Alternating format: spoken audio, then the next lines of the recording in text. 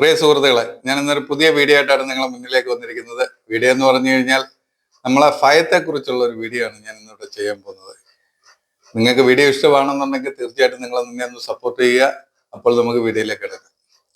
ഭയം നമുക്ക് ജീവിതത്തിലെ എല്ലാ നഷ്ടങ്ങളും വരുത്തി വെക്കും. ഉദാഹരണങ്ങൾ പറഞ്ഞു കഴിഞ്ഞു കഴിഞ്ഞാൽ നമ്മളെ ജോലിയുടെ കാര്യത്തിൽ, നമ്മളെ ബിസിനസിന്റെ കാര്യത്തിൽ, നമ്മളെ മറ്റുള്ള കാര്യത്തിൽ, നമ്മളെ പങ്കാളികളുടെ അടുത്ത്, നമ്മളെ മക്കളെടുത്ത്, നമ്മള് കൂട്ടുകാരെടുത്ത്, ഇതെല്ലാം ഭയം ഉണ്ടെന്നുണ്ടെന്നുണ്ടെങ്കിൽ ഇതെല്ലാം നമുക്ക് ഓപ്പോസിറ്റ് ആയിട്ടായേ വരത്തുള്ളൂ. ഒരു ഉദാഹരണം പറഞ്ഞു കഴിഞ്ഞാൽ, ഭയത്തോടു കൂടി നമ്മൾ എന്തെങ്കിലും ഒരു ബിസിനസ് ചെയ്ത് കഴിഞ്ഞാൽ അത് തീർച്ചയായിട്ടും സക്സസ് ആവത്തില്ല.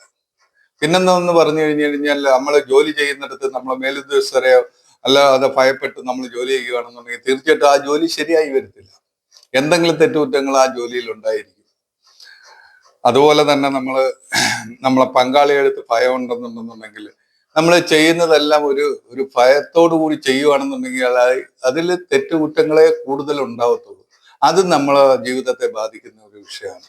അതുപോലെ നമ്മളെ മക്കളെടുത്ത്, അതുപോലെ നമ്മളെ സുഹൃത്തുക്കളെടുത്ത്, സുഹൃത്തുക്കളെടുത്തൊക്കെ ഭയം ഉണ്ടായി കഴിഞ്ഞു കഴിഞ്ഞാൽ നമുക്ക് പല രീതിയിലാണ് അത് നമ്മളെ എഫക്ട് ചെയ്യുന്നത്. കാര്യം എന്ന് പറഞ്ഞാൽ സംശയമായിട്ടുള്ള കാര്യങ്ങൾ, അല്ലാതുള്ള കാര്യങ്ങൾ, ഇതൊക്കെ ഒരുപാട് കാര്യങ്ങൾ നമ്മൾ ഭയത്തിൽ നിന്നുണ്ടാകുന്ന ഒരുപാട് കാര്യങ്ങളുണ്ട്.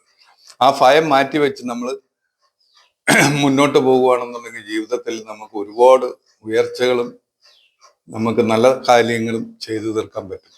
ഭയം നമ്മളെ ജീവിതത്തെ കാർന്നു തിന്നുകൊണ്ടിരിക്കുന്ന ഒരു വസ്തുവാണ്. അത് നമ്മൾ തീർച്ചയായിട്ടും തുടച്ചു നീക്കി കളയണം.